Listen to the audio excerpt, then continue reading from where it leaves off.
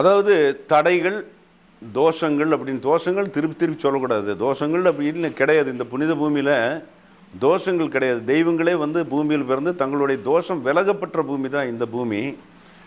இருந்தாலும் நம்ம என்ன பண்ணுறோம், தோஷங்கள்ங்கிற ஒரு வார்த்தையை சொல்லி சொல்லி பழகிட்டோம் அப்படிங்கிற ஒரு விஷயம் இருக்குது. அப்படி ஏதாவது தோஷங்கள் இருக்குது. ஏன்னா வந்து தெய்வங்களே தங்களுடைய சாபங்கள், தோஷங்கள் பிறக சிவன் முதல் கொண்டு பூமியில் பிறந்து தான் உங்களுக்கு உதாரணம் தெரியும்.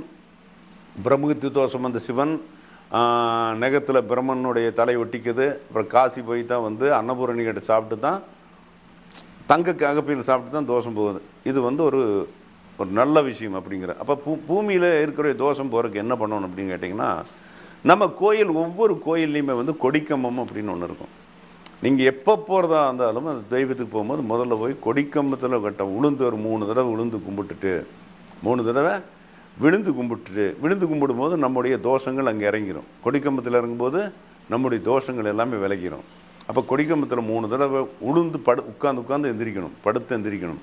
எந்திரிக்கும் போது அந்த தோஷங்கள் எல்லாம் விளைவரக்கூடிய வாய்ப்பு இருக்குது. அப்போ தோஷத்தை பற்றி கவலைப்பட வேண்டிய அவசியம் இல்லை. அப்போ கொடிமரம் என்பது, அந்த பலிபீடம் என்பது, அந்த இடத்தில் உளுந்து தங்களுடைய தோஷத்தை விலக்கிவிட்டு கோயிலுக்கு சென்று அந்த மூலைவரை வணங்கும்போது நம்முடைய எந்த நோக்கத்துக்காக கோயிலுக்கு சென்றோமோ அந்த பலன் நடக்கும் அப்படிங்கிறத எந்த விதமும் மாற்று கருத்து இல்லை. அப்போ தெய்வங்களில் வந்து எதாக இருந்தாலும் படி அந்த மூலத்தில் உள்ள கொடிக்கம்பத்தை வழிபடுங்கள், குவலையும் போற்ற வாழுங்கள், நாளும் நாளும் வளருங்கள், நல்ல ஆசியை பெறணுங்கள், நல்லருள் பெறுங்கள், குடும்பம் வளரட்டும், தொழில் வளரட்டும், பொருளாதாரம் வளரட்டும், வண்டி வாகனம் சுகம் வளரட்டும், நாடும் வந்து வெற்றியே மலரட்டும், சந்தோஷமான சொல் செயல் நடக்கட்டும்.